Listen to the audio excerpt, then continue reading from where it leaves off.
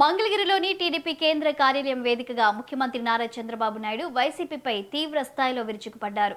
Party cluster ఇన్ఛార్జీల శిక్షణ తరగతులకు హాజరైన ఆయన కార్యకర్తలతో కలిసి పలు అంశాలపై చర్చించారు. వైసీపీ ఒక కిల్లర్ పార్టీ అని సీఎం చంద్రబాబు విమర్శించారు.